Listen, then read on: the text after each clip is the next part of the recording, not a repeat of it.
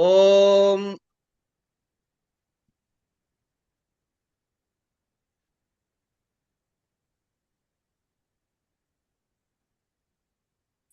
చూసారా, పాఠం అనంగానే వస్తాయండి వాటి దుబ్బ ఎక్కడి నుంచి వస్తాయో తెలియదు ఆవలింతలు. అప్పటి వరకు రావు. కబుర్లు చెబుతున్నంత సేపు బానే ఉంటుంది. పాఠం అంటే ఆవలింతలు చెప్పేవాడికైనా రావాలి, వినేవాడికైనా రావాలి. నమస్తే సరే, గురుగారు. నమస్తే తల్లి, నమస్తే. సంఖ్యా పూర్వో ద్విగుహు తద్ధితార్థేత్యోత్తర తద్ధితార్థేత్యోత్రక్త తద్ధితార్థేత్యత్రోక్త త్రివిధ సంఖ్యా పూర్వో ద్విగు స్యాత్. తద్ధితార్థోత్తర పద సమాహారే చ అని ఇతఃపూర్వం చదువుకున్నాగా, ఇంతకుముందే చదువుకున్నాం కదండి. దీని ముందు సూత్రం, దీని రెండు సూత్రాల ముందు ఒక సూత్రం ముందు ఉంటుంది చూడండి. ఘోరతద్ధితులకి ముందు సంతద్ధితార్థోత్తర పద సమాహారే చ అని అనే సూత్రము తో ఏదైతే విహితమై ఉన్నాయో ఏమిటి ఉండాలట లెక్క పెట్టుకోండి. సంఖ్యావాచక పూర్వమైన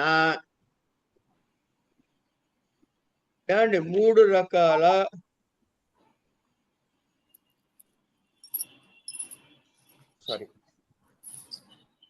త్రివిధ సమాసాలకి ద్విగు సమాసము అని పేరు. వీటికి 3 రకాల సమాసాలకి ఏమిటవి? ద్విగురేక వచనం. తర్వాత చెబుతాడు. ఈ సూత్రం చదివేది సంఖ్యాపూర్వో ద్విగుహు అంటే ఈ సూత్రంతో ఏర్పడిన సమాసానికి, ఏది సంఖ్యాపూర్వో ద్విగుహు అనే సూత్రం చేత ఏర్పడిన సంఖ్యకి తత్పురుష ద్విగు కర్మధారయ అని 3 పేర్లు వర్తిస్తాయి. కర్మధారయ అవుతుంది, ద్విగు అవుతుంది, తత్పురుష కూడా వస్తుంది. ఎట్లా తత్పురుష ఎందుకైంది?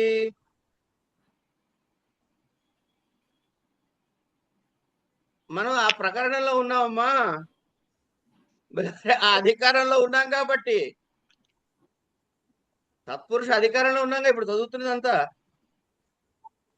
అర్థం కాలే సుధ గారికి. వాయిస్ కట్ అయిపోయింది గురుగారు. ఇప్పుడు కొంచెం మధ్య మధ్యలో కట్ ఇంకో అవుతుంది గురుగారు, మరి మాకే అలా అవుతుందా తెలియదు. ఏమండి, మిగతా వాళ్ళకి కూడా నా మాట వినపడట్లేదా? అవును మాస్టర్, కట్ అవుతుంది మధ్య మధ్యలో. మధ్యలో ఇందాక కట్ అయిందండి. అధికరణ ఇప్పుడు ఇప్పుడు వినపడుతుంది గురుగారు. మనము తత్పురుష అనేటటువంటి అధికారంలో ఉన్నాము, కర్మధారయ అనే అధికారంలో ఉన్నాము కనుక ఆ 2 సంజ్ఞలు అలాగే ఉంటాయి. ఆ లాగుననే ఇక్కడ ద్విగు అనే ఇది కూడా వస్తుంది అని 3 సంజ్ఞలు కలిగి ఉంటాయి. తద్ధితార్థేత్యోత్రోక్త త్రివిధ సంఖ్యా పూర్వో ద్విగు స్యాత్. ఇలా ఈ సూత్రము చేత, ఏది తద్ధితార్థోత్తర పద సమాహారే చ అనే సూత్రము చేత ఏదైతే విహితంగా వచ్చిన సంఖ్యావాచక పూర్వమైనటువంటి ఈ 3 విధాలైన సమాసాలకి ద్విగు సమాసము అని పేరు.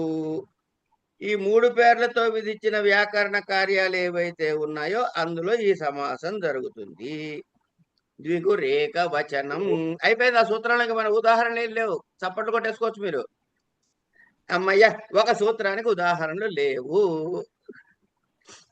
ఏమండి, మాకు 3 ఉన్నాయండి. 3 ఇచ్చాడు మాకు. పంచనాభ ప్రియ, పంచనాభప్రియ, పంచగవం అన్ని అంటే ఉత్తర పద తద్ధితార్థానికి ఒకటి,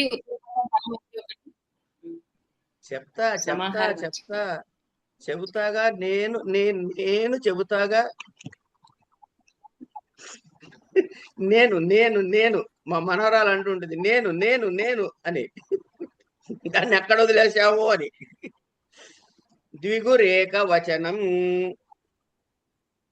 ద్విగ్వర్ధ సమాహార ఏకవత్ స్యాత్ స నపుంసకమితి నపుంసకత్వం.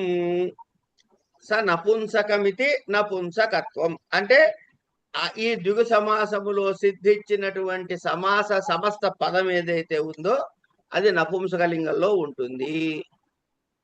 ఏమండి? పంచానాం గవాం సమాహార పంచగవం. పంచానాం గవాం సమాహార పంచగవం. సమాహార గ్రహణం కర్తవ్యం అను వార్తికము చేత అనుసరించి సమాహార అను పదం మనం తెచ్చుకుంటాం అన్నమాట. ద్విగు సమాసార్థము సమాహారము ఏకము వంటి అగును. అంటే సమాహారము ఒక వస్తువుగా పరిగణిస్తాము కనుక ద్విగు సమాసం ఎప్పుడూ కూడా ఏకవచనం వస్తుంది. పంచానాం గవాం సమాహార ఇది లౌకిక విగ్రహవాక్యము. ఇక తర్వాత అంతా ఒకటే లెక్క. ఏమిటది?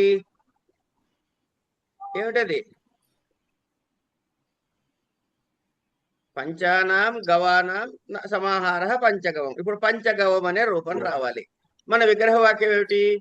పంచానాం గవాం సమాహార. దీన్ని మనం ఏం చేయాలి? ఇప్పుడు వ్యాకరణ భాషలోకి మార్చాలి. పంచానాం అనంగానే ఏమైంది?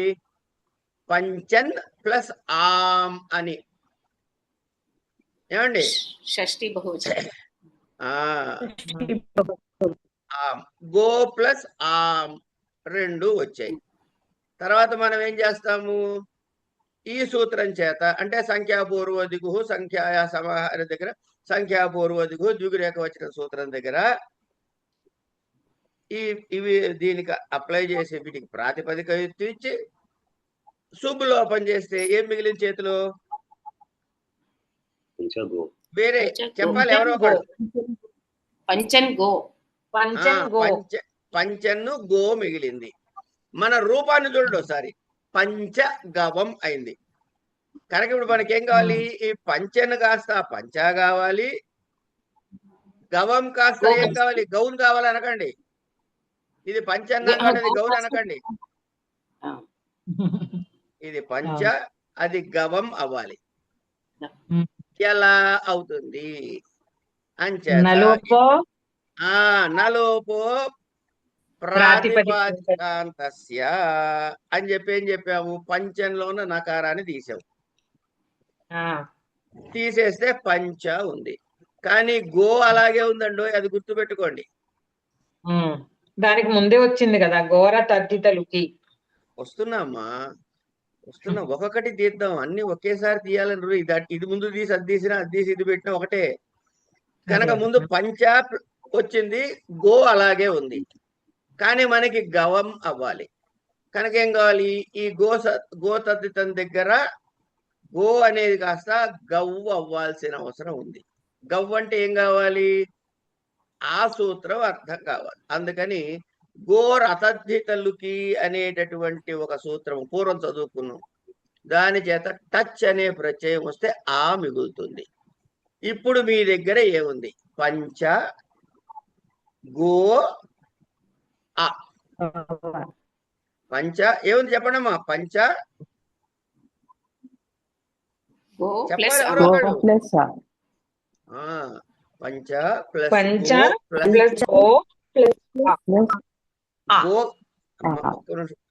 ఓ అనకండి. పంచ ప్లస్ గో ప్లస్ ఆ ఉంది మనకి. ఇప్పుడు ఈ గో దగ్గర గోలో ఉంది, ఓ ఉంది. ఓ ప్లస్ ఆ ఉన్నప్పుడు ఏమొస్తుంది? అయవాదేశ సంధి వస్తుంది. అంచేత ఈ ఓ స్థానంలో ఏమిటి ఆదేశం? అబ్బా కరెక్ట్ గా టైంకి సరే. ఈ గో ఒక్క నిమిషం అమ్మ, ఒక్క నిమిషం. గో ఓ ప్లస్ ఆ ఉంది. ఏవేవి వస్తే ఏ విధంగా మారతాయి? ఏ వచ్చింది అనుకోండి. ఏ వస్తే ఏమొస్తుంది? ఏ స్థానంలో? ఐ వస్తుంది మహోదయ. ఐ. ఐ అంటే ఈ ఊళ్ళో ఐ కాదు, ఆ ఈ వస్తుంది. ఐ అవును. యకారం వస్తుంది. ఆ ఈ యకారం. కారం యకారం. అదే ఐ ఉందనుకోండి ఏమొస్తుంది? ఆయ్ ఆయ్. వస్తుంది మహోదయ. ఆయ్ ఆయ్ వస్తుంది. వస్తుంది. అవు ఉంటే ఏమొస్తుంది? అవ్వు వస్తుంది మహోదయ. ఏమొస్తుంది? అవ్వు. ఆవు. నేను కావాలని అడిగా, మీరు వరుసలో చెప్పుకుంటూ వెళ్ళిపోతున్నారమ్మా. నేను అవ్వు అడిగా, మీరు ఈ వరుసలో అవ్వు ఆవు చెబుదాన్ని రెడీ అయి కూర్చున్నారు. అట్లా ఒప్పుకోంగా. అవ్వుకే ఆవు వస్తుంది. ఓకే వస్తుంది. అవ్వు వస్తుంది మహోదయ. అవ్వు. అవ్వు. వస్తుంది. అవ్వు. కనుక ఇప్పుడు ఏమైంది? పంచ ప్లస్ గవ్వు ప్లస్ ఆ. అవ్వు గవ్వు ప్లస్ ఆ కలిపితే గవా అయిపోయింది. ఉమ్. ఆ సంహిత వల్ల గవా అయింది. దానికే సూత్రాలు అక్కర్లేదు. సో ఏచో యవా యావహ. అది ఉమ్. తర్వాత ఈ రెండు పంచ గవా ఉంది. ఇంకా మిగిలే ఉంది అవాదేశం వచ్చేసింది. ద్విగురేచక చను అనే చేత సమాహారం చేత ఏకత్వం వచ్చేసింది. అది ఏమైంది? ఇప్పుడు నపుంసకరణ పొందుతుంది అన్నారు కాబట్టి అది నపుంసకలింగ ప్రాతిపదికగా తీసుకుని పంచగవ అన్నది జ్ఞాన అని తీసుకున్నట్లుగా జ్ఞాన కాస్త జ్ఞానం జ్ఞానే జ్ఞానాని అని రూపాలు వస్తున్నాయి కదా. ఉమ్. అలాగే పంచగవ అనేది శుభాది కార్యములు చేయగా పంచగవం అను రూపము సిద్ధించింది. గురువు గారు, ఈ సంఖ్యాపూర్వ ద్విగు అన్నది సంజ్ఞాసూత్రం కదా, ఇప్పుడు సమాస సూత్రం ఏమవుతుంది మరి? అదేంటి? సమాస విధాయక సూత్రం. తద్దితర ఉత్తర పద సమాహారేచ అనేది సమాస సూత్రం అవుతుంది కదా మహోదయ. అంతే అమ్మా. హలో, అదే. చెప్పండి చెప్పండి. అందుకనే అడిగాను. సాయంత్రం 5ంటికి రండి.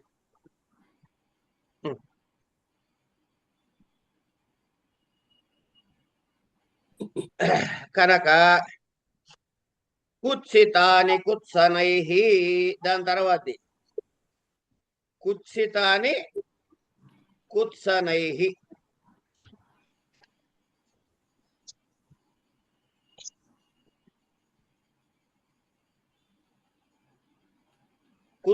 కుత్స్యమానాని కుత్సనై సహ ప్రాగ్వత్ వైయాకరణక సూచి మీమాంసక దుర్దురూఢ.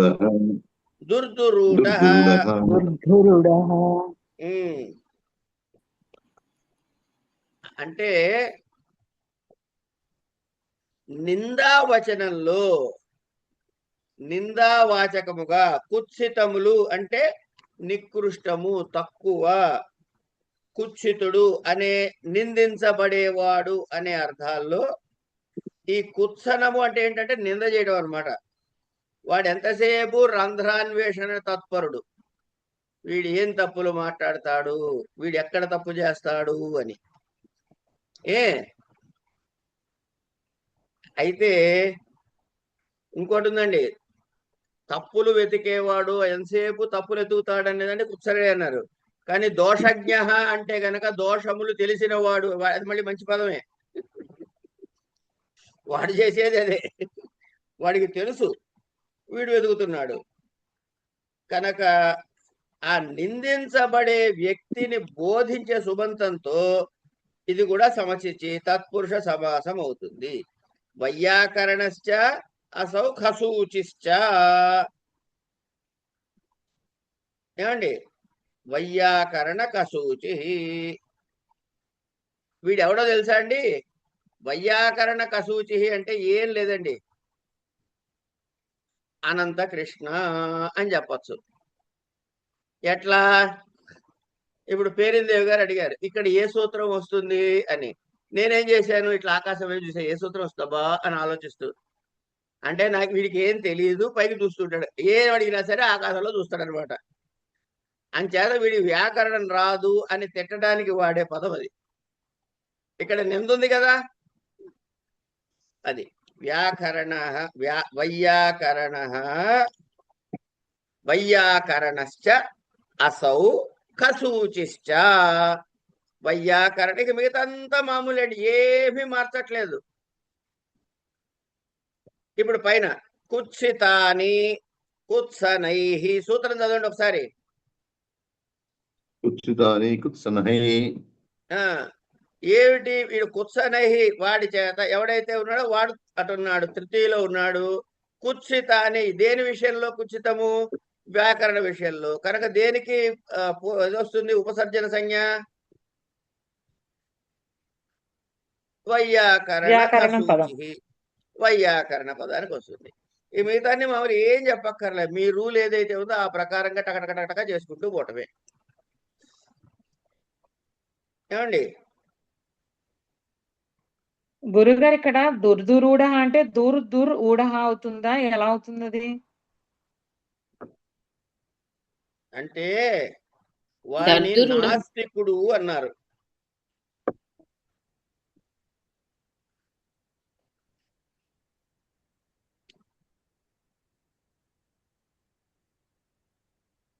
దీనికి ఏదో ప్రత్యయం కలిపాడు దుల్కి. చదవండి. दुर्पूर्वक दुल धातु से औणादिक प्रत्यय होकर दुर्दुरूढ़ा शब्द बना है. అవన్నీ అంటే ఆ తద్ధిత రూపసిద్ధి ప్రత్యయం. మీకు వద్ద.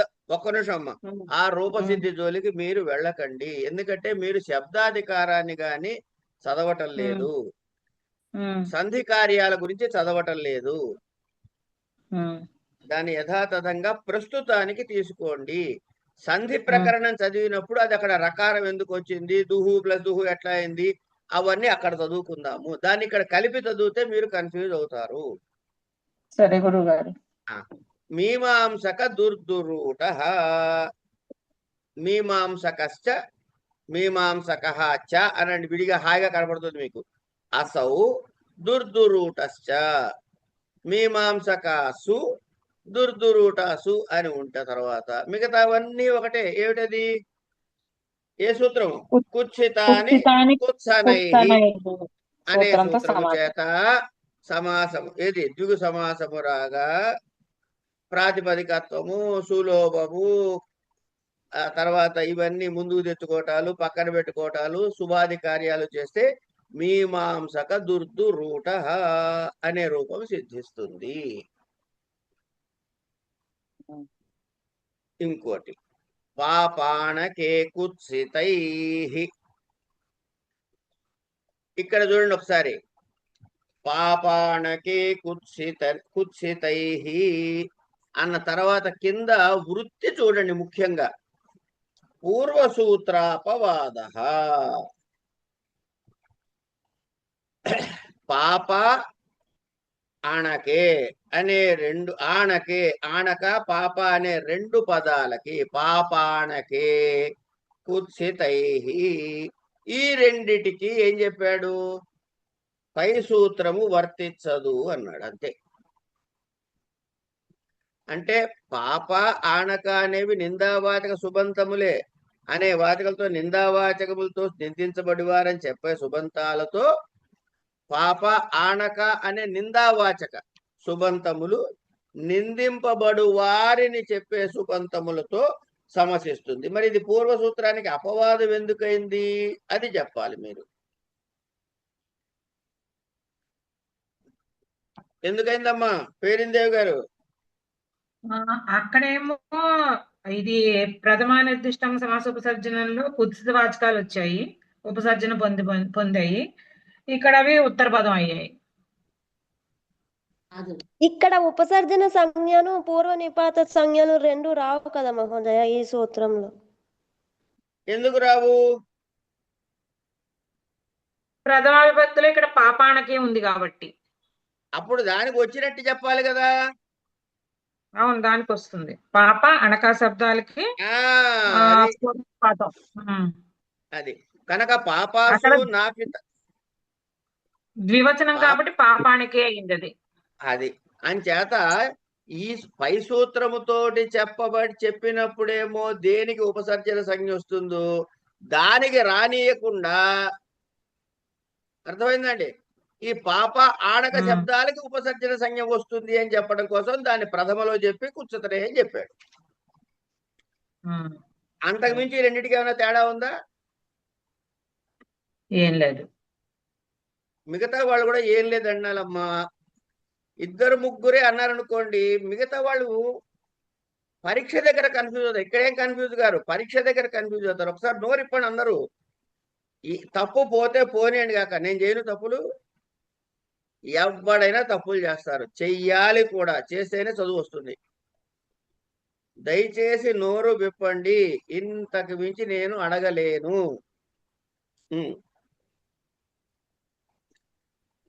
పాపాశ్చ అసౌ నాపితశ్చ పాప నాపిత అంటే ఏం లేదండి. నాపిత అంటే కనుక మంగలివాడు, వాడు సరిగ్గా పనిచేయడు. ఎప్పుడు పెట్టినా వాడు కొండమంగళ అనమాట, ఘాట్లు పెడుతూనే ఉంటాడు.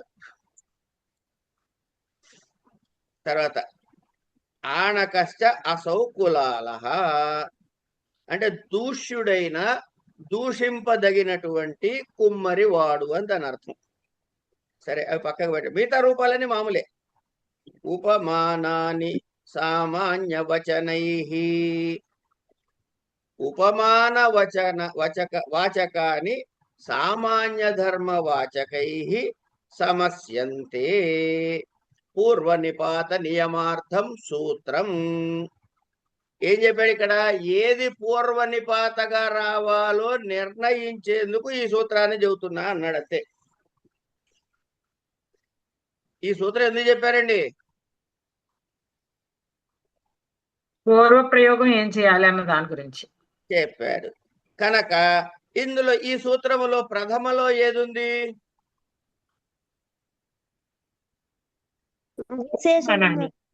ఉపమానం. విశేషణం మహోదయ. సూత్రంలో ఏం మాట ఇచ్చాడో ఆ మాట చెప్పు తల్లి. ఉపమాన శబ్దం మహోదయ. అది కనుక ఉపమానమును సూచించే శబ్దం ఏదైతే ఉందో అది పూర్వ నిపాత చెయ్యాలి, అంతే లెక్క. తర్వాత ఘన ఇవ శ్యామ, ఘన శ్యామ. ఇక్కడ పూర్వపదం ఏమిటవుతుంది? తత్ సదృశే లాక్షణిటకమితి ద్యోతయితుం లౌకిక విగ్రహే ఇవ శబ్ద ప్రయుజ్యతే పూర్వ నిపాత నియమార్థం సూత్రం. ఏవి చెప్పలే ఇక్కడ మీకు. ఉపమానవాచకమైన పదములు సమానాధికరణముతో వచ్చి సమాన ధర్మమైన వాచకాల్ని నిర్దేశించినప్పుడు సమాసము జరుగుతుంది. ఇప్పుడు ఇంతకీ ఘనశ్యామ అన్నాడు. ఘనశ్యామ అంటే ఏమిటి? మేఘము. ఘన అంటే మేఘము, శ్యామ అంటే నలుపు. ఎవరిని చెప్తున్నావయ్యా? కృష్ణుణ్ణి చెబుతున్నావు. కృష్ణుణ్ణి సూచిస్తున్నావు. మబ్బు, నలుపు రెండు చెప్పావు కనుక ఏం చెప్పాలి? కృష్ణుడు మబ్బులాగా నల్లగా ఉన్నటువంటి వాడు కృష్ణుడు. ఇదేగా మనం చెప్పేది. ఇంతేనండి. తెలుగులో చెప్తే ఇంకేమైనా చెప్పాలా? ఇంకేం చెప్పాలి? మబ్బులాగా అంటే ఏమనాలి? ఘన ఇవ. నేను కొత్తగా ఏం చెప్పట్లే, మీరు తెలుగులో చెప్పిందని సంస్కృతంలో చెప్పా. సంస్కృతంలో చెప్తే దాన్ని విగ్రహ వాక్యం అనండి, ఇంకా కడుపు రగులితే లౌకిక విగ్రహ వాక్యం అనండి, దానికి వ్యాకరణ భాషలోకి మార్చండి. ఏమిటవుతుంది అప్పుడు? ఘన ప్లస్ సు, శ్యామ ప్లస్ సు. మిగతా ఏమున్నాయి చెప్పండి ఇప్పుడు నాకు అందులో. ఇంకేం లేదు, అన్ని ఈజీనే. మిగతావన్నీ మామూలే. కనుక ఇక్కడ లాక్షణికం అని ఒక మాట వాడాడు మీకు. ఏమని? ఘన ఇవ శ్యామో ఘన శ్యామ ఇహ పూర్వపదం తత్ సదృశే లాక్షణికటమితి ద్యోతయితుం లౌకిక విగ్రహవాక్య ఇవ శబ్ద అన్నాడు. అంటే ఏంటి?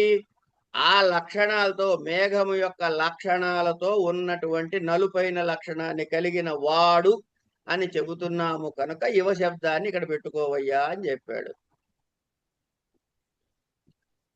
తేలిగ్గా చెప్పాలంటే ఇవతో చెప్పమన్నాడు, అంతే. మిగతా వాటిలో ఏమైనా మార్పులు ఏమీ లేవు. ఉపమానాన్ని అన్నాడు కాబట్టి ఈ ఘన ఇవ శ్యామలో ఘన అన్నది ఉపమానం కాబట్టి దానికే ఉపసర్జనము పూర్వ నిపాత, మిగతావని శరామాములు.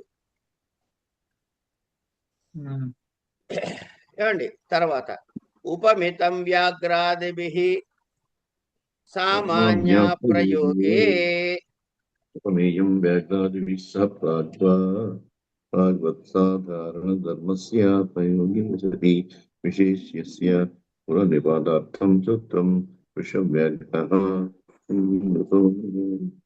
వ్యాఘ్రాదికాదినాకృతిగణः సామాన్య ప్రయోగే కిం వృషో వ్యాఘ్రః శూరः. ఏమైనా ఎక్కువ చెప్పాడండి ఇందులో? ఏమీ చెప్పలే. ఇందులో ఏం చెప్పాడు? పై సూత్రం ఒకసారి చదవండి నాకు. ఉపమానాన్ని చెప్పండి ఒకసారి. ఉపమానాన్ని సామాన్య వచనే అందులో ఉదాహరణ ఏంటి చెప్పండి. గణశ్యామః శ్యామో గణశ్యామః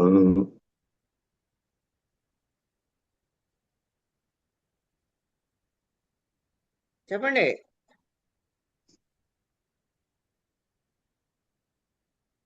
ఘనశ్యామః మహోదయ. అక్కడ ఘన అన్నది ఉపమానమా ఉపమేయమా? ఉపమానము. ఉపమానం. మహోదయ. ఉపమానం. కింద సూత్రానికి రండి. ఉపమితం వ్యాఘ్రాదిభిః సామాన్య ప్రయోగే. ఉపమేయము వ్యాఘ్రాదిభిః సహ ప్రాగ్వత్ సాధారణ ధర్మస్య అప్రయోగే సతి విశేష్యస్య సామాన్య ధర్మస్య అప్రయోగే అన్నాడు ఇక్కడ. అంటే ఏంటి? జనరలైజ్ చేసి చెప్పనప్పుడు. ఇప్పుడు పురుష వ్యాఘ్రహ అన్నారు అనుకోండి, అందరినీ అనం మనం. జనరల్ గా ప్రతి పురుషుడు పురుష వ్యాఘ్రుడు కాదు. ఎవడో ప్రత్యేకమైన వాడిని పట్టుకుని ఒక వారండి బాబాబు మహానుభావుడు చాలా గొప్పవాడు అంటాం. కనబడ ప్రతివాడు గొప్పవాడు కాదుగా. కనుక ఇది సామాన్య ప్రయోగమా కాదా? కాదు. అదే చెప్పాడు. సామాన్య అప్రయోగే అంటే సామాన్య వాచకము ప్రయోగింపని చోట ఉపమేయము ఇక్కడ ఉపమానము, పైన ఉపమానము, ఇక్కడ ఉపమేయము. ఉపమేయము సమానాధికరణమైన ఉపమానముతో సమాసము పొంది తత్పురుష సమాసం అవుతుంది. వ్యాఘ్రాదిభిః అన్నాడు కాబట్టి ఈ పదము వ్యాఘ్రాది గణమును సూచిస్తుంది. ఏం లేదండి, వ్యాఘ్రః పురుష వ్యాఘ్రః పురుష సింహ ఇట్లా కొన్ని పదాలు ఉంటాయి. అవన్నీ గొప్పతనాన్ని సూచిస్తాయి. ఏమండి, ఉన్నాయి కదా కొన్ని పదాలు. పురుష వ్యాఘ్రః పురుష సింహ ఇంకా ఏవో ఉన్నాయి కొన్ని గుర్తు. అవన్నీ ఆ వ్యాఘ్రాది గణంలో పెట్టాడు అయ్యా. వాటిలో ఉన్న అమ్మా చాలా ఉన్నాయి. పుండరీక, పలాశ, కితవ, ముఖపద్మం, హస్తిన్, అవన్నీ వద్దు, ఇంకా చదవద్దు. అవన్నీ చెబితే చాలా పెద్ద లిస్టు, బట్టి పట్టద్దు. ఈ సూత్రం ఇక్కడ చెప్పి ఇక్కడ ఆపేద్దాం. సరే, అన్ని చదివితే తలకాయ నొప్పి అమ్మా. అవును. అంటే తలకాయ నొప్పి అంటే తలకాయ నొప్పి అని కాదు, నిజానికి చదువుకోవాలని. ఈ ఉదాహరణ తీసుకుని వ్యాఘ్ర తీసేసి కితవ పెట్టండి, వ్యాఘ్ర తీసేసి అది పెట్టండి, వ్యాఘ్ర తీసి ఇది పెట్టండి అని. కానీ అంత అవసరం ఇప్పుడు లేదు అని నా ఉద్దేశం. అనవసరము అనగా పరీక్షల దృష్టిలో అనవసరము అని అంతే. మళ్ళీ అది వద్దన్నారు కాబట్టి ఇంకెప్పుడు అది మాత్రం ముట్టుకోకూడదండి అని అనుకోకండి. చదువుకోవచ్చు కానీ పరీక్షల దృష్టిలో అది అక్కర్లేదు, అంతవరకే. ఒకవేళ ఎవరికైనా ఓపికని చదివారనుకోండి తప్పు కూడా లేదు, కానీ బరువు పెరుగుతుంది మీకు. ఈ గణంలో ఉపమానముగా ఉపయోగించేటటువంటి పదాలు ఏవైతే ఉన్నాయో, ఏది వ్యాఘ్ర సింహ మొదలైనటువంటివన్నీ, ఇవన్నీ ప్రసిద్ధమైన శ్రేష్టత్వాన్ని సూచిస్తాయి. ఈ శ్రేష్టత్వాన్ని సామాన్య ధర్మంగా చెప్పేటప్పుడు ఆ లక్ష్యార్థంగా ఉంటాయి కాబట్టి పురుషో అయం వ్యాఘ్రః ఇవ అని రాస్తాం విగ్రహ వాక్యం. పురుష అయం పురుష వ్యాఘ్రః ఇవ.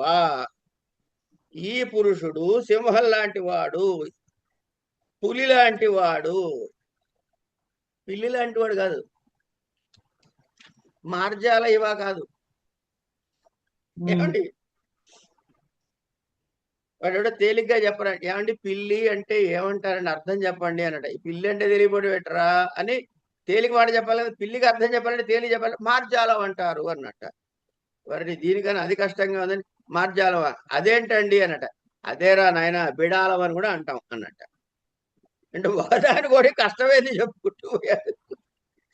అందుకే బారిస్టర్ పార్వతీశంలో, బారిస్టర్ పార్వతీశం కాదు, గణపతి నాటకంలో ఆయన అంటాడు అనమాట. ఏంటంటాడు, గణపతిలో కాదు బారిస్టర్ రెండు తప్పే చెప్పా. కన్యాశుల్కం నాటకంలో,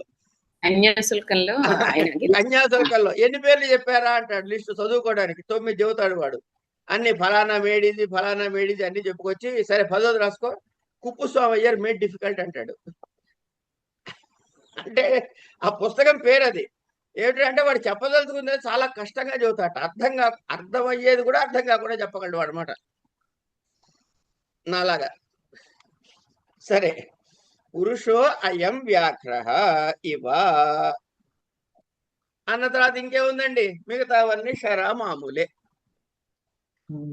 మహోదయ ఇది సూత్రము ఉపమాన ఉత్తరపద కర్మధారయ అనొచ్చా మహోదయ? తర్వాత అందాం, ముందు ఇక్కడ అనద్దు. సరే సార్. అయిన తర్వాత ఉపమితం వ్యాఘ్రాధిభి సామాన్య అప్రయోగే.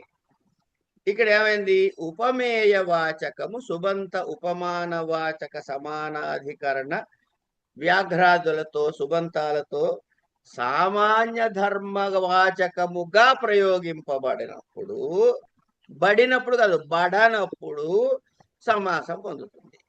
అంచేత ఈ విశేష్యానికి పూర్వ నిపాత కలగటం కోసమని ఈ సూత్రాన్ని చెప్పాడు అంతే. మిగతావన్నీ సూత్రము, శుభాది కార్యాలు, అవన్నీ ఏది ఉపసర్జన సంజ్ఞలు, నిర్దిష్టాలు, ఇవన్నీ పోను మిగిలే వచ్చిందంతా ఒకటే. పురుష వ్యాఘ్రః అనే రూపము సిద్ధిస్తుంది. ఇక్కడ అసామాన్య ప్రయోగే అన్నదానికి దళసార్థకం చెప్తూ పురుష వ్యాఘ్ర ఇవ శూరః అని చెప్పాడు ప్రత్యుదాహరణ. అదే అమ్మా.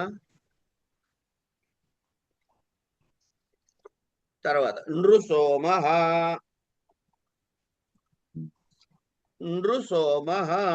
చెప్పండి. నా సోమ ఇవ, రు ప్లస్ సు, సోమ ప్లస్ సు.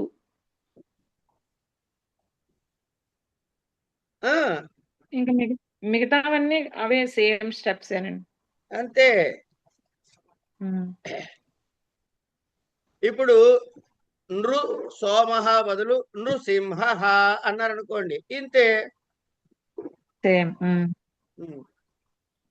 మీకు ఎక్కడైనా ఇంకో కొత్త సూత్రం తెలిస్తే కలుపుకుని నృని నర చేశారనుకోండి, నరసింహుడు అవుతాడు. ఈ నృ శబ్దం నుంచే నర శబ్దం వచ్చింది కాబట్టి నర, నృసింహ, నరసింహ. మిగతా శబ్దాలని తర్వాత చూద్దాం. సామాన్య ప్రయోగే కిం, సామాన్య అప్రయోగే కిం అని అడిగినప్పుడు పురుషో వ్యాఘ్రః ఇవ శూరః అన్నాడు అనుకోండి. ఇక్కడ ఏమైంది, పైన పురుషుణ్ణి వ్యాఘ్రంతో పోల్చాం, ఇక్కడేం చెబుతున్నాడు, పురుషుడు వ్యాఘ్రము లాగా శూరుడు అన్నాడు. తేడా గమనించండి శబ్దంలో, ఆ వాచకంలో. కనుక ఇక్కడ ఏమిటవుతుంది, సామాన్య ధర్మంగా రావట్లే, ఇక్కడ సమాసము రాదు. పురుషో వ్యాఘ్ర ఇవ శూర, పురుషో వ్యాఘ్ర ఇవ దగ్గర ఆపలే, ఇంకో శూరహ కలిపాడు అక్కడ. తర్వాత ఇది మనం ఇంతకుముందు చెప్పుకున్నాం, విశేషణం విశేషేణ బహుళం. విశేషణం అంటే ఏంటంటే భేదకము, విశేషణం అంటే భేదకము.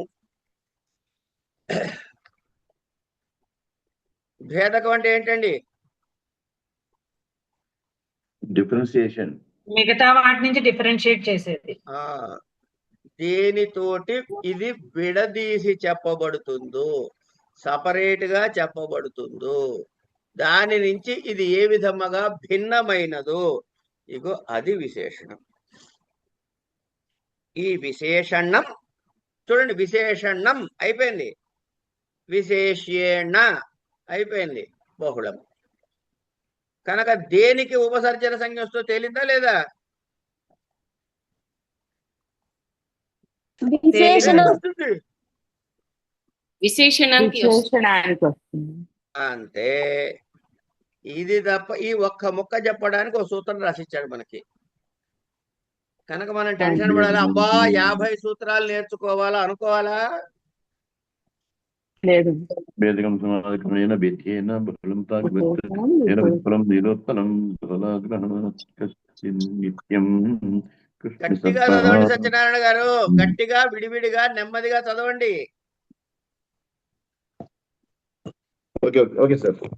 ఆ వేదకం సమానకరణేన భేద్యేన బహుళం ప్రాగ్వత్ నీలముత్పలం నీలోత్పలం బహుళగ్రహణాత్ కచ్చిన్ నిత్యం కృష్ణసర్పః క్వచిన్నః రామో జామదగ్న్యః. పూర్వకాలైక సర్వజరత్ పురాణ నవకేవలాహ సమానాధికరణేన నుండి మనం ఇక్కడ ఏం తెచ్చుకోవాలి? సమానాధికరణేన అనేది తెచ్చుకోవాలి. అప్పుడేమవుతుంది? సమానాధికరణేన విశేషణం విశేష్యేన బహుళం అని సూత్రం అవుతుంది. బహుళం అంటే ఏంటి? బహుళ గ్రహణంతో మనం ఏం చెప్పుకున్నాము? క్వచిత్ ప్రవృత్తి, క్వచిత్ అప్రవృత్తి, క్వచిత్ విభాష, క్వచిత్ అన్యం, వేరే విధముగా ఉంట. అందుకని బహుళ శబ్దాన్ని వాడారు. ఈ బహుళ శబ్దం వాడటం తాత్పర్యం ఏమిటంటే ఎక్కువ పదములకు సాధుత్వము సిద్ధింప చేసుకొనుటకు.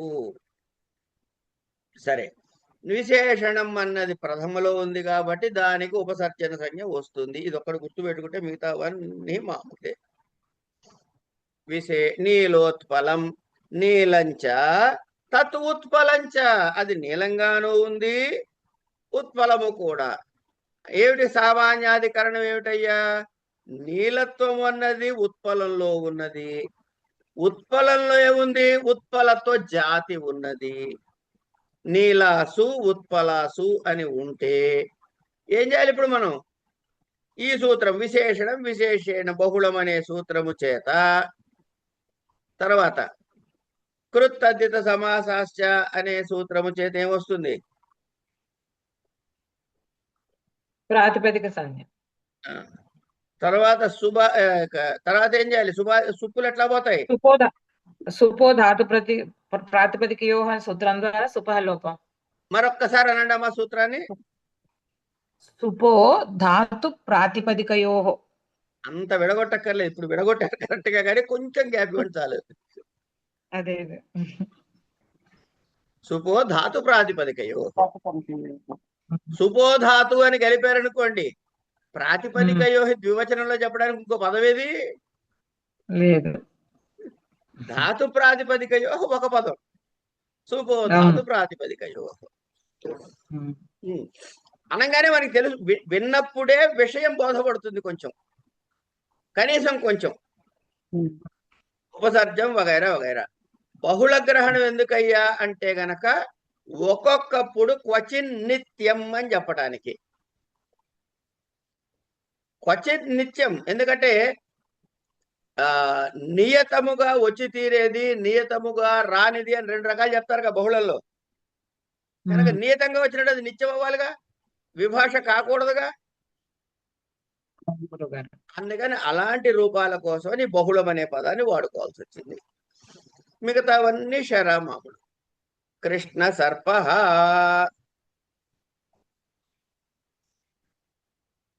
ఈ బహుళ గ్రహణం చేత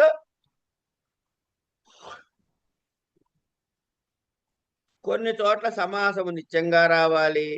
కృష్ణశ్చ అసౌ సర్పశ్చ కృష్ణ సర్ప. కొన్ని చోట్ల సమాసము రాదు. ఎందుకు? క్వచిన్ అప్రవృత్తి కదా, క్వచిత్ అప్రవృత్తి కదా, కనుక అట్లా అంటే వచ్చేవి ఇక్కడ రానివి కృష్ణ అని చెప్ప సర్పం జాతి కాబట్టి రాదు. కృష్ణ సర్ప, తర్వాత రామ జామదజ్ఞ అని 2 ఉదాహరణలు ఇచ్చాడు. ఇక్కడ ఏం చెబుతున్నాడు?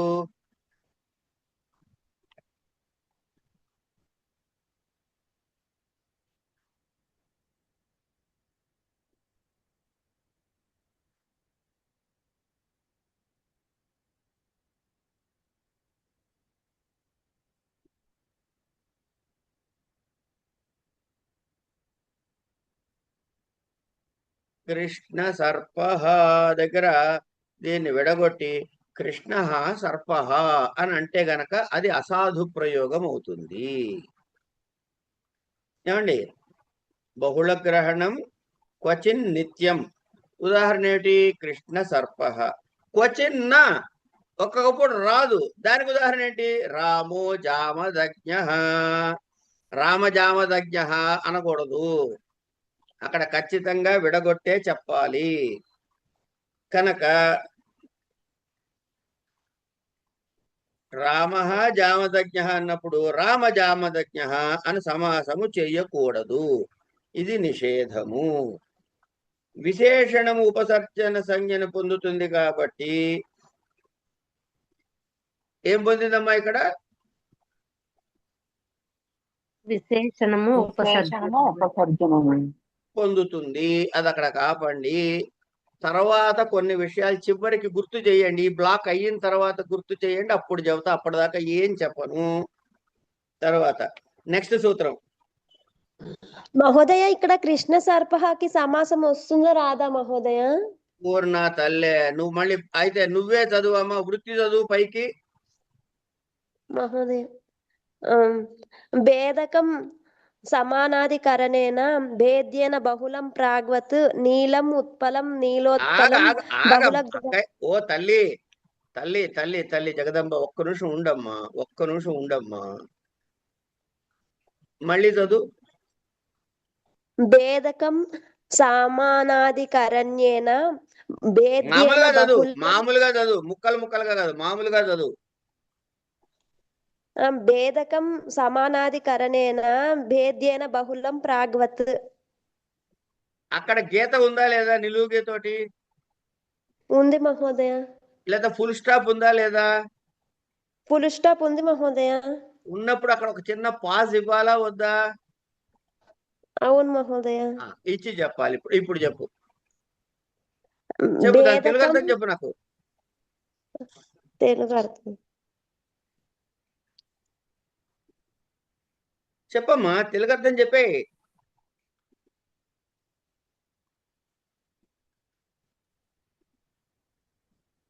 విశేషణము విశేష్యంతో సెపరేట్ చేయగలము అని సరే, దాని తర్వాత వాక్యం చదువు.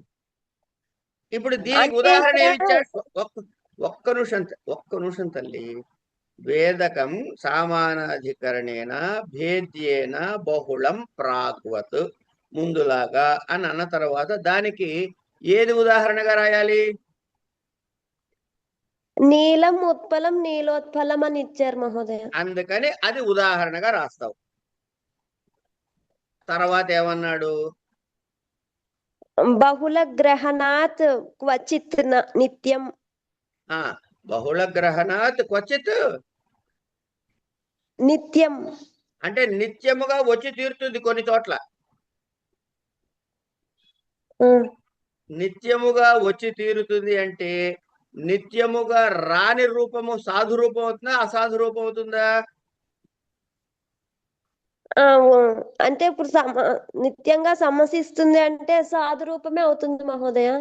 ఏది? సమాసము చేస్తే సాధు రూపం. అవును మహోదయ. సమాసము చేయకుండా లౌకిక విగ్రహమే చెప్పచ్చా? చెప్పకూడదు మహోదయ. అంటే అది తప్పు అవుతుంది కదా. అవును మహోదయ. రైట్.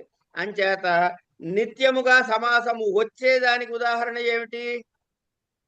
కృష్ణ సర్ప మహోదయ. తర్వాత వాక్యం చదువు. క్వచిత్ అంటే అర్థం ఏమిటి? కొన్ని దగ్గరలో అవ్వదు రాదు అని మహోదయ రాదు, సమాసం అవ్వదు. అస్సలు రాదు. ఉమ్. రాదు అన్నప్పుడు సమాస పదం చేయాలా, విడిగా చెప్పాలా? విడిగా చెప్పాలి మహోదయ. సమాసం చేస్తే ఏమిటవుతుంది? సమా అది సాధుప్రయోగం అవ్వదు మహోదయ. ఇప్పుడు తర్వాత చదువు. రామో జామదజ్ఞ. రామ జామదజ్ఞ అని విడివిడిగానే ఇచ్చాడు. అర్థమైందా? అర్థమైంది మహోదయ. మొదటి వాక్యం చూడు. నీలం ఉత్పలం నీలోత్పలం. నీలం అనే పదము ఉత్పలం అనే పదము కలిపి నీలోత్పలం అయ్యింది. కృష్ణ సర్ప అన్నది ఒక రూపం ఇచ్చాడు. ఇక్కడే ఇచ్చాడు రామ జామదజ్ఞ అని ఇచ్చాడు. ఈ రాముడు అంటే ఎవరండి? ఎవరమ్మా శిరీష? పరశురాముడు మహోదయ. ఎలా తెలిసింది? జమదగ్ని మహర్షి అది కొడుకు మహోదయ. అంతే అంతే అంతే తల్లి, అంతే అంతే అంతే. సరే. పూర్వాపర ప్రథమ చరమ జఘన్య సమాన మధ్య మధ్య మధ్యమ వీరాశ్చ. అర్థమైందండి? ఇంత పొడుగు సూత్రం ఉన్నది అంటే తెలుగులో ఏం చెప్పాలి? చాలా సులభం అని. ఏమీ లేదు అని. సులభం కూడా కాదు, ఏమీ లేదు అని. ఏం చెప్పాడమ్మా? మొదటి వాక్యం, వృత్తిలో మొదటి వాక్యం చదవండి. పూర్వ నిపాత నియమార్థం ఇదం అంటే ఇచ్చే ఉదాహరణలో దేనికి పూర్వ నిపాత చెయ్యాలి అని చెప్పడం కోసం ఈ సూత్రం చెప్పాడు. మిగతావన్నీ ఇంతకుముందు చదువుకున్న సూత్రాల్లాగానే చేసుకోండి పో అన్నాడు అనమాట. కొత్తగా ఏం చదువుకున్నారు ఇక్కడ? ఏమీ చదువుకోలే. ఈ సూత్రం లేదనుకుందాం కాసేపు. ఈ సూత్రం లేకపోతే అవుతుంది పూర్వ నిపాత ఏది చెయ్యాలి అని సంశయం వస్తుంది మనకి. అది నివృత్తి చేయడం కోసమని ఇవన్నీ కూడా ప్రథమలో చెప్పాడు ఇక్కడ. కనుక ఈ పదాలతో ఉన్నటువంటి సమస్త పదాలకి ఈ పదాలకే పూర్వ నిపాత వస్తుంది. కింద చదవండి ఇప్పుడు. పూర్వ నిపాత నియమార్థమిదం పూర్వ వైయాకరణ అపరాధ్యాపక. ఇక అన్ని వరుసగా పూర్వ, అపర, ప్రథమ, చరమ, జఘన్య, సమాన, మధ్య, మధ్యమ, వీర. ఈ అన్ని పదాలతోటి ఉదాహరణ రాసుకోవచ్చు. వార్తిక ఏమన్నాడు? అపరస్యార్థే పశ్చాద్భావో వక్తవ్య అని ఒక వార్తికాన్ని ఇచ్చాడు. అంటే ఏంటంటున్నాడు? పూర్వ, అపర, ప్రథమ, చరమ, జఘన్య,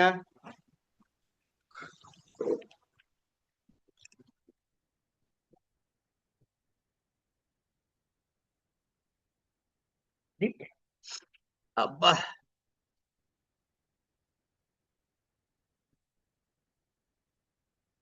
వీర ఇవన్నీ కూడా సుబంతాలు సమానాధికరణముతో సమసిస్తాయి. రెండు విశేషణాలే అయిన సందర్భంలో విశేషణ విశేష్య భావముని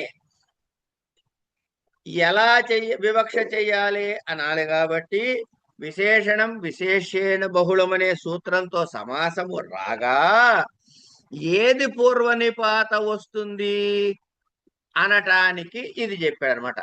పాఠక పాచక, పాఠక పాచక, పాచక పాఠక. ఇలాంటి సందర్భాలు వస్తాయి మనకు అప్పుడప్పుడు. అప్పుడు ఏం చేయాలి? ఏది ముందు పెట్టాలి అన్నది పూర్వాది శబ్దములు ఈ నియమం చేయటానికి ఇది పెట్టాడు. పూర్వ వైయాకరణ, వైయాకరణ పూర్వశ్చ అసౌ వైయాకరణశ్చ. పూర్వ ఇంకేం చేయాలి? పూర్వ, పూర్వశ్చ అసౌ వైయాకరణశ్చ. శుభాలు చెప్పండి.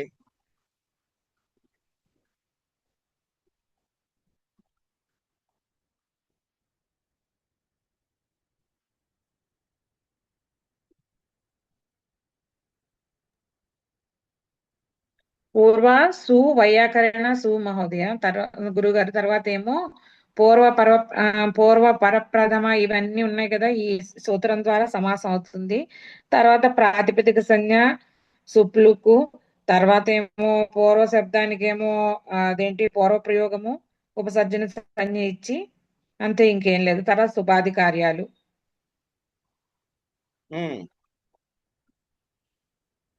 అయితే వృత్తి ఒక్కసారి చదవండి అమ్మా పైకి. వృత్తి చదవం. పూర్వ నిపాత నియమార్థం ఇదం పూర్వ వైయాకరణ అపరాధ్యాపక వార్తికము అపరస్యార్థే పశ్చభావో వక్తవ్య అపరశ్చాసో అర్ధశ్చ పశ్చార్థః కథం ఏకవీర ఇతి పూర్వకాలైక. ఆగండి. మరి మీరు చెప్పిన లెక్క ప్రకారము ఏకవీర శబ్దంలో ఎలా వచ్చింది? ఏక ప్లస్ వీర ప్లస్ సు అని ఉండగా పూర్వకాలైకమైనటువంటి వగైరా సూత్రం చేత సమాసము ప్రాప్తించగా, ఇగో ఈ పూర్వ పరార్థ జఘన్య వగైరా సూత్రం చేత సమాసము రాగా, ఈ లూపోలు ఇవన్నీ చెబితే ఏం రావాలి? వీర ఏక అని రావాలి. అవును, వీరైక అని రావాలి. మళ్ళీ సమస్య చెయ్యకమ్మా, విడగొట్టి ఆ రెండు పదాలు విడిపోయేలా అర్థం చెప్పండి ముందు. వీర ప్లస్ ఏక అనే దగ్గర రావాలి, తర్వాత కలిపితే వీరైక అవుతుంది, అది వేరే విషయం. కానీ మనకు వచ్చిన రూపం ఏంటి? ఏక వీర. మరి ఇది ఎలా వచ్చిందయ్యా అని అంటే, అందుకే అంకుల్ మేము పైన బహుళం అని చెప్పాము అన్నాడు ఆయన. అందుకే బహుళ గ్రహణాత్ భవిష్యతి. ఈ సూత్రములో బహుళ గ్రహణం ఉన్నది కాబట్టి అది ఇక్కడ వచ్చి ఇక్కడ అది ప్రవర్తించదు అని ఇలా రాగా, ఏక శబ్దానికి పూర్వ నిపాత చేసి ఏకవీర రూపం సిద్ధించింది అని చెప్పాడు, అంతే. కనుక బహుళానికి ఎంత పవర్ ఉందో చూసారా? బహుళానికి ఎంత పవర్ ఉందో చూసారా? కానీ ఇంకో సూత్రం ఇచ్చారు కదండి ఇక్కడ, పూర్వకాలేక సర్వజరత్ పురాణ నవ కేవలాహ సమానాధికరణ్యే అని సూత్రం సహాయంతో సాధించాలి అంటున్నాడు కదా. అవును, అక్కడ ఏక వచ్చింది కదా శబ్దం అందులో, ఆ సూత్రంలో. అవును అవును, పాత సూత్రం ప్రకారము చెయ్యాలి. పాత సూత్రం ప్రకారం చేయాలి. ఇక్కడ బహుళ గ్రహణం చేత కూడా అది సిద్ధిస్తుంది. మీకు వృత్తి చూడండి ఒకసారి, వృత్తి చదవమ్మా చివరి దాకా. ఏకవీర కథం ఏకవీర ఇది చెప్పండి తర్వాత.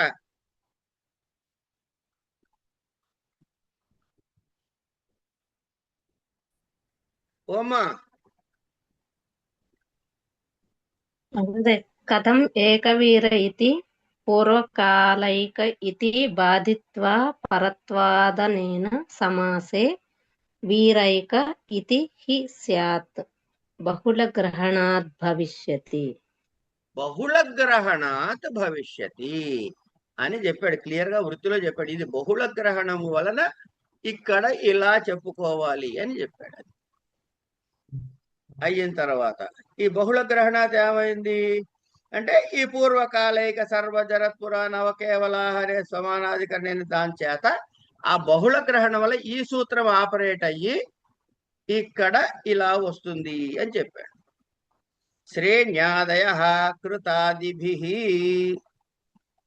శ్రేణ్యాదయ కృతాదిభిః, తర్వాత వార్తిక వెంటనే శ్రేణ్యాదిషు స్వ్యర్థవచనం కర్తవ్యం అశ్రేణయః శ్రేణయః కృతాః శ్రేణీకృతాః.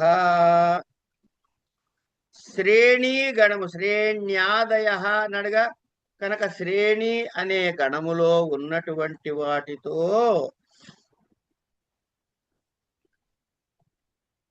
సుబంత పదాలు కృదంత పదాలతో కృతాదిభిః కృదంత పదాలతో సమసిస్తాయి.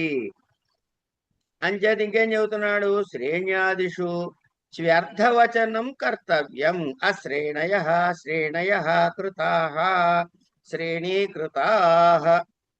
అశ్రేణయః శ్రేణయః కృతాః ఈ రెండు కలిపితే ఏమొచ్చిందయ్యా అంటే శ్రేణీకృతా అని వచ్చింది. ఎట్లా? శ్రేణులుగా లేని వాటిని శ్రేణులుగా చక్కదిద్దితే, ఇష్టం వచ్చిన వాళ్ళని ఫాల్ ఇన్ లైన్ అంటాడు మనకి పీటీ సార్ వచ్చి చిన్నప్పుడు స్కూల్లో. అక్కడిక్కడ ఎగురుతూ తిరుగుతున్న వాళ్ళందరూ టకటక వచ్చి లైన్లో నుంచుంటాం. అశ్రేణులని శ్రేణిగా చేశాడు కనుక శ్రేణీకృత.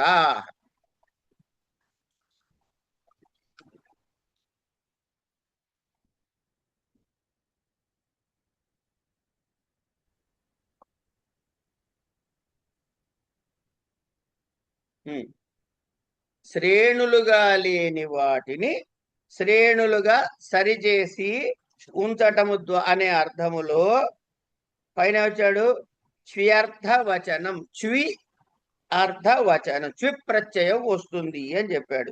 మీకు ఇంకో విషయం చెప్పాలి. ఈ చ్వి ప్రత్యయాలు కొన్ని ప్రత్యయాలు ఉన్నాయి, కొన్ని ప్రత్యయాలు ఉన్నాయి. వీటివి అది వస్తుంది, అన్నీ లుప్తం అయిపోతాయి, ఏం మిగలవు అందులో చివరికి. కానీ అది రావడం ప్రత్యయం కలిసిన తర్వాతనే పదస్థితి వస్తుంది వాటికి.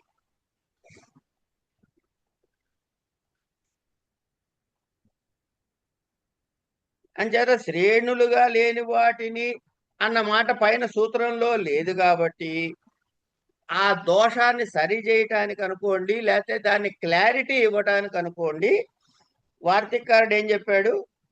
శ్రేణ్యాదిషు చ్వ్యర్థవచనం కర్తవ్యం అని ఒక వార్తికాన్ని చెప్పి తద్వారా ఏం చేశాడు? ఈ లక్ష్యాన్ని సాధించాడు. ఏ లక్ష్యాన్ని? శ్రేణులుగా లేని వాటిని శ్రేణులుగా చక్కదిద్దబడట అనే అర్థములో ఈ చ్వి ప్రత్యయాన్ని వాడాలయ్యా అని సరిచేశాడు అనమాట. ఇక్కడ ఏమవుతుంది? చ్వి ప్రత్యయం చేర్చబోతుంటే కుగతి ప్రాదయ అనే సూత్రం ప్రవర్తించి అందువల్ల ఈ సమాసము నిత్య సమాసముగా మారుతుంది. శ్రేణ్యాదయ కృతాధిభిః అంచేత ఇది ఎందుకు వచ్చింది?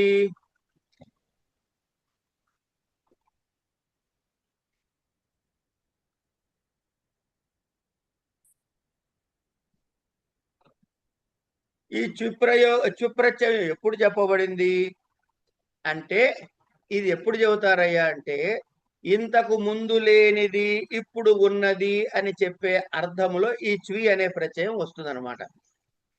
ఇంతకు ముందు లేనిది ఇప్పుడు ఉన్నది, ఇంతకు మునుపు లేనిది ఇప్పుడు దానిని పొందారు అనే దానికి ఈ చ్వి ప్రత్యయం వస్తుంది. అంటే ఏదైనా సరే ఒక నైపుణ్యంతో ఉండే సమూహాల్ని శ్రేణులు అంటారు.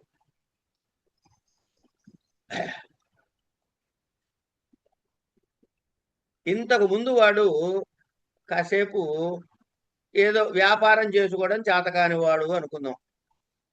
మన తెలుగు సినిమాలో చూపిస్తారు కదండి చాలా ఇట్లాంటివి. వాడు అంతకుముందు ఏదో ఉద్యోగం చేస్తాడు, తర్వాత ఏదో బాగా దెబ్బతింటాడు, బయట కొడతాడు, అప్పుడు ఏం చేస్తాడు? చిన్న కిరాణా కొట్టు పెట్టుకుంటాడు. అంటే ఇంతకు ముందు చేతకానిది, ఆ నైపుణ్యము లేనిది ఇప్పుడు మళ్ళీ వ్యాపారం పణ్యంలోకి వచ్చాడు కనుక పణ్యము చేత జీవించడానికి అసమర్థులైన వారు ఇప్పుడు దానితో జీవిస్తున్నారు అని చెప్పే సందర్భంలో, అట్లాంటి సందర్భాల్లో ఇగో ఇచ్చి అర్థం వస్తుంది అనమాట. అది శ్రేణీకృత శ్రేణీకృత శ్రేణయ కృత.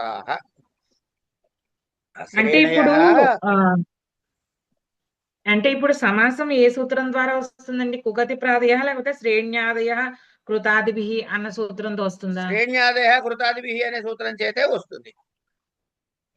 సరే. ఈ కుగతి ప్రాదయ అంటే దాని వల్ల ఏమొస్తుంది? తర్వాత వస్తుంది ఆ సూత్రం. అది అంటే దాని వల్ల వచ్చే మార్పు ఏంటని ఇక్కడ నిత్యత్వాన్ని సూచిస్తుంది అది. ఓహో. కుగతి ప్రాదయ అనే సూత్రం చేత సమాసము నిత్యత్వముగా వస్తుంది అని. అంటే విభాషకి అపవాదం అవుతుంది. గురువుగారు ఇంకోటి ఏంటంటే ముందు సూత్రంలో ఒక వార్తిక ఉందండి, అపరస్యార్థే పశ్చభావ వక్తవ్య, అది చెప్పాలి. తర్వాత ఇంకొక డౌట్ ఏమొచ్చిందంటే నాకు, ఏకవీర అన్నది ఆ సూత్రం దగ్గరే ఆ పదం చెప్పచ్చు కదా, ఇక్కడ ఎందుకు చెప్పారు ఉదాహరణగా? ఎందుకు చెప్పారు మీరే చెప్పండి, నేను చెప్పను. అంటే బహుళం యొక్క దీనిని అంటే ఇక్కడ విశేషణం విశేషణ బహుళం అన్న దానిలో బహుళంని యొక్క ఇంపార్టెన్స్ చెప్పడానిక ఎక్కడ ఈ సూత్రంలో బహుళ గ్రహణాత్ అది భవిష్యతి అని కాదమ్మా, అన్నారు కదా. అది కాదమ్మా. మీరు ఇప్పుడు ఏ సూత్రంలో ఉన్నారు? నేను ఇప్పుడు నేను అడిగిన ప్రశ్న ఏ సూత్రం దగ్గర చెప్పుకున్నారు ఈ మాటని, ఏకవీరని? ఏకవీరని పూర్వాపర ప్రథమ చరమ జగన్య సమాన మధ్య మధ్యమ వీరాశ్చ అనే సూత్రం దగ్గర. ఆగండి, మధ్యమ తర్వాత ఏముంది? మధ్యమ వీరాశ్చ. వీర శబ్దం ఉందా లేదా? ఉంది. Okay, correct. అంచేత వీర ముందుకు రావాలి కదా. వీరైక ఎట్లా వచ్చింది మీకు? ఈ సూత్రం చేత వచ్చింది. అర్థమైంది. ఇక్కడికి ఆపుకుందాం, మిగతాది రేపు చూద్దాం.